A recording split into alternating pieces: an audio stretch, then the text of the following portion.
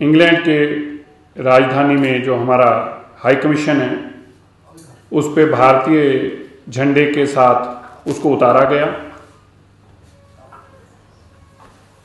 इस कार्रवाई की हम कड़े शब्दों में निंदा करते हैं। भारत का उच्चायोग भारत की फ्लैग पोस्ट है जो भारतीयों के हर दुख सुख के लिए उनके साथ खड़ी होती है। कुछ लोग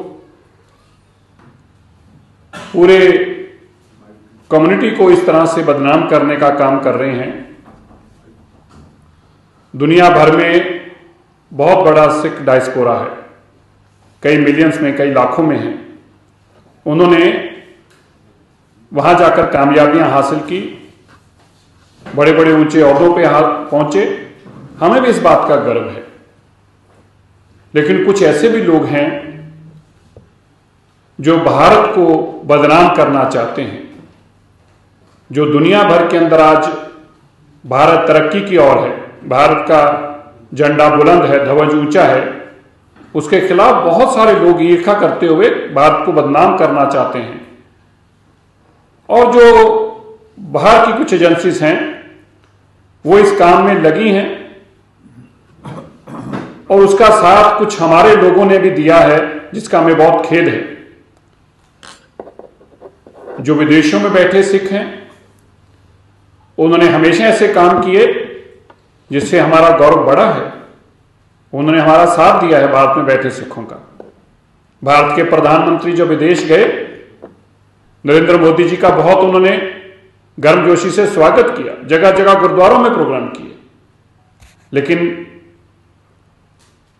कुछ लोग एजेंसियों के इशारे पे ऐसे काम करते हैं जिससे हमें भारत में बैठे सिखों को बहुत ही अफसोस, खेद होता है। हमें दुख है जो कल घटना घटी। ये झंडा, हमारा तिरंगा, हमारी आन बान और शान है। इस तिरंगे के लिए सिख किसी की जान ले भी सकता है, अपनी जान दे भी सकता है। और एक बार नहीं, अनेकों बार ऐसा हुआ जब बॉर्डर पे इस तिरंगे को बचाने के लिए, इस तिरंगे की आन बान को बचाने। क्या नंबर देंगे? तो इससे समझ लो कि जिस दिन अमृतपाल का अजनाड़ा इंसिडेंट हुआ है, आपके चीफ मिनिस्टर केजरीवाल के साथ बॉम्बे बैठे थे। तो ये कैसे, क्या आप इनके नंबर क्या होने चाहिए? आप समझ लो। This is total failure of law and order. देखिए, लॉ एंड ऑर्डर है पंजाब गवर्नमेंट का स्टेट सब्जेक्ट। अगर ये स्टेट सब्जेक्ट अगर मुख्यमंत्री से नहीं चलता तो गवर्नमेंट ऑफ इंडिया को खोलो, आप संभालो। हम नहीं कर सकते। क्या लगता है आप? नहीं, ये नहीं बोलेगा। क्यों बोलेगा? कौन सरकार छोड़ेगा? पर ये government of India, because government of India के लिए तो ये बड़ा इंपॉर्टेंट है ना, पाकिस्तान के साथ है। और पाकिस्तान के साथ हमारी 75 साल से चल रहा है। और वो सब ड्रोन किस लिए आ रहे हैं? आखिरकार जो वेपन्स आ रहे हैं, जो आ रहे हैं, किसी कारण आ रहे हैं, किसी के पास जाएंगे, कोई उनको कोई बताया होगा कि क्या करना है, क्या नहीं करना। तो ये सारी चीज़ें तो इंडिया की लॉ एंड ऑर्डर पे इफेक्ट करता है। और अगर पंजाब गवर्नमेंट की लॉ एंड ऑर्डर संभाल नहीं सकती तो फिर करना पड़ेगा इनको कुछ। एक्चुअली गवर्नमेंट इसमें सिनेरियो आगे, मतलब पॉलिटिकल सिनेरियो किस तरह का होगा?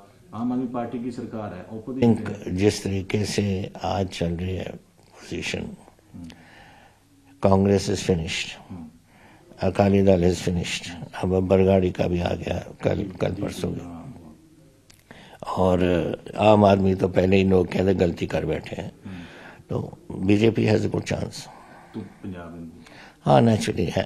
काम करना पड़ेगा, पर अभी टाइम है। ये तो गलत बात है। देखिए, ये 2015 में हुआ था इंसिडेंट। इन्होंने सब गवर्नमेंट ऑफ पंजाब ने, अकाली दल ने इसको दे दिया टू दी सीबीआई। और सीबीआई जब हम आए तो हमने ये लड़ाई लड़ी सुप्रीम कोर्ट तक, और वापस वो केस हम 1918 में वापस आ गया था हमारे पास। और फिर हमने SITs सेटअप कर दी। तो सारी SITs की तो चल रहे, अभी केसेस चल पड़े हैं जो बेदबी के थे मैटर्स। जहाँ गोली चली है वो एक कि कल आ गई है, परसों SIT ने कोटकपूरा फायरिंग की, एंड एक की अभी चल रही है SIT। लेकिन ये है कि हमने तो एकदम 18 में मैंने लगा दिया था रणजीत सिंह कमीशन, और 17 में, और जिसी दिन जैसे वापस आया और फिर असेंबली ने पास कर दिया कि CBI से वापस लो। CBI से लेके हमने लगा दी। ये जो कोटकपूरे की थी, इसमें कोई इनमें से जो अक्यूज्ड हैं, ये गए हाई कोर्ट में और उन्होंने वापस कहा कि ये जो इन्वेस्टिगेट कर रहा है ठीक नहीं कर रहा। तो फिर उन्होंने एक न्यू SIT का हुक्म दे दिया और फिर हमने नई बना दी थी। उसकी LK यादव की SIT ने कल परसों दिया है। उसमें मैंने तो पढ़ा है जो मैंने अखबार में देखा है, अभी तक मुझे नहीं मालूम कि उसमें रिपोर्ट में क्या है क्या नहीं। तो जब आएगी फॉर इन्वेस्टिगेशन, SIT तो बन गई लेकिन कोर्ट में जाएगा तो वहाँ ही फैसले होंगे। प्रेस कॉन्फ्रेंस करके बताया गया है? देखो वो तो ये थी जो मैं आपको बता सकता हूँ उस टाइम से, कि जिस दिन ये बात हुई तो मिस्टर सुखबीर बादल थे दुबई में, वहाँ टेलीफोन से बात DGP की हुई, और होम मिनिस्टर अपना चीफ मिनिस्टर पता नहीं कहाँ थे, पर उनके साथ भी रात को फिर मंतार बरार था। तो कई लोगों की इन्वॉल्वमेंट थी। अब कितनी इन्वॉल्वमेंट है, कैसी नहीं है, वो तो कोर्ट ही बताएगा। तो इसको कोर्ट के ऊपर छोड़ देना चाहिए आपको लगता है कि ये जो naturally court will have to do, politics नहीं होनी। इसी SIT जो बनती है वो तो इन्वेस्टिगेशन करते हैं, फाइनली तो फैसला कोर्ट ही करेगा ना। एक मिनट कट लेंगे